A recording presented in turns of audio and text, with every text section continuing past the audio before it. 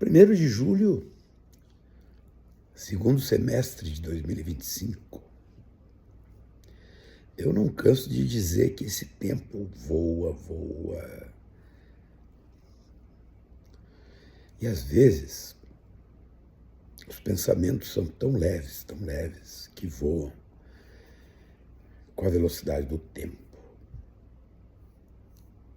Meu pai dizia um negócio que eu sempre... interessante, né? O pai tinha algumas coisas assim, umas tiradas que a gente precisa ainda hoje refletir sobre elas, né? O pai dizia assim, às vezes tem pessoas que se abaixam para juntar um pila quando do lado está passando o trem com 1 milhão. E é assim. Às vezes não conseguimos compreender a complexidade em que estamos metidos. Eu estou convencido que no Brasil existe um caminho que se organiza por um projeto que é totalitário. Ele é totalitário, eu não tenho dúvida sobre isso. E esse projeto segue. Tu começa a ver determinadas coisas acontecendo em Brasília. Por exemplo, na construção de órgãos públicos relevantes, especialmente órgãos públicos que têm uma certa autonomia do Poder Executivo, que são aqueles cargos que normalmente são sabatinados, sufragados e aprovados pelo Senado Federal, que estão trancados, né? Estão trancados. Por exemplo, não se consegue nomeações para agências reguladoras, né? Está tudo trancado em Brasília. Quando tu olha o mundo econômico mais responsável, esses caras estão preocupados com isso. Por quê? Porque esses órgãos públicos, eles têm a capacidade de gerar uma certa estabilização jurídico, econômica, para que determinadas inversões sejam feitas no Brasil, né? Isso está comprometido. É só ver. Não fosse isso, os discursos têm se organizado nessa linha.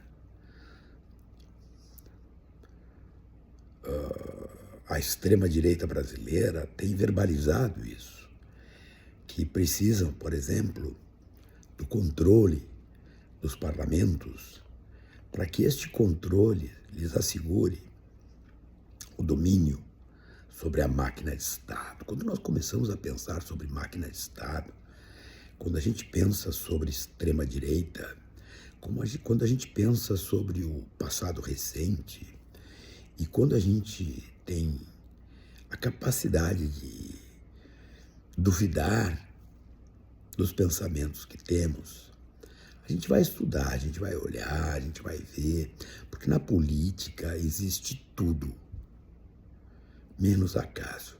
Não tem acaso na política. A política, ela tem cálculo. A política tem interesses pesados que se organizam. E a política, ela traz consigo um elemento que é paciência, paciência. Os projetos de poder se consolidam pelo exercício de paciência. E esta paciência permite que as posições que se estabelecem na sociedade sejam estudadas, analisadas, vistas. Às vezes a gente dá poder para quem acha que tem poder, porque quer construir blocos de sustentação que ali na frente serão descartados, simplesmente assim. É isso que o pai dizia, né? Tem gente que abaixa para pegar um pila e o trem com 1 milhão vai passando, né? E esses que se abaixam para pegar o pila, eles acham que são gigantescos, influentes e etc. e tal. E não. Na verdade é um docinho, uma guloseima que se dá para certos idiotas que exercem poder de forma efêmera e vagabunda.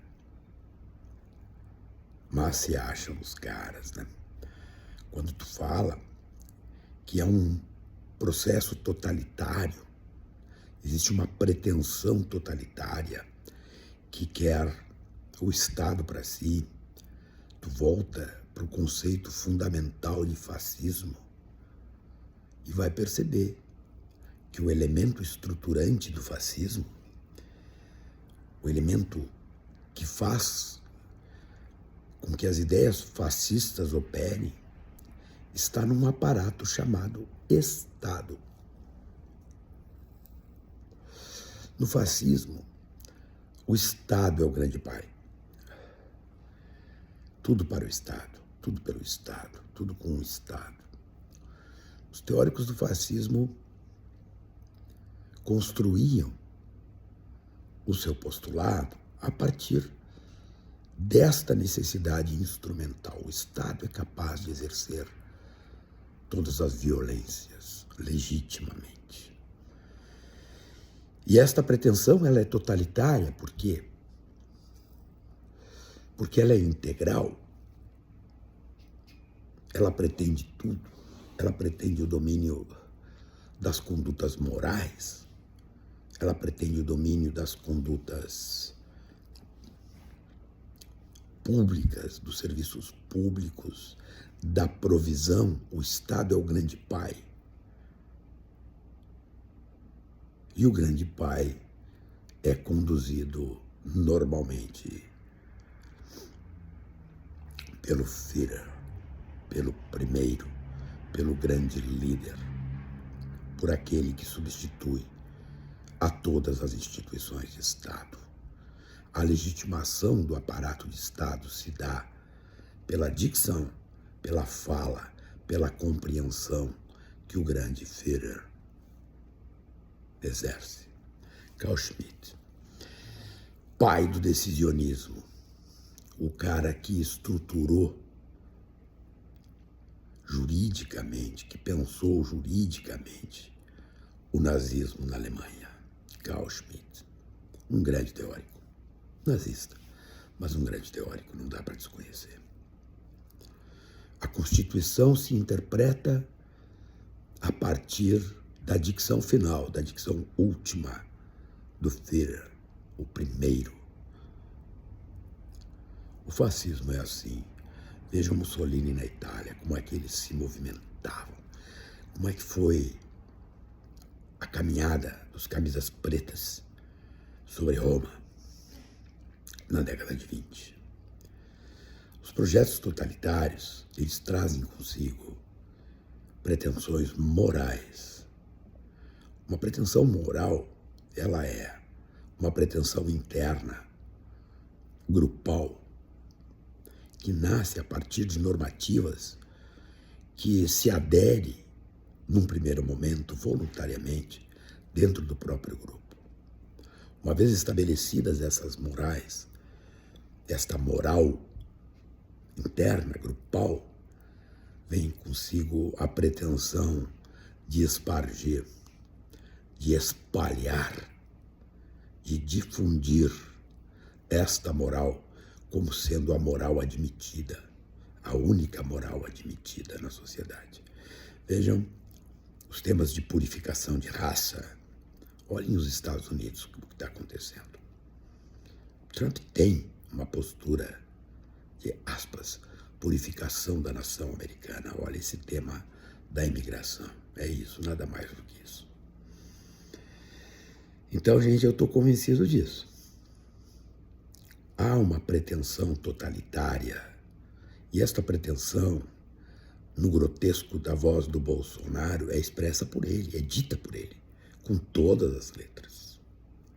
E o que me preocupa é a quantidade de gente juntando um pila quando está passando do ladinho o trem com 1 milhão. Eu estou bastante preocupado com o nosso futuro, porque esta condição política totalitária está se robustecendo, creiam nisso.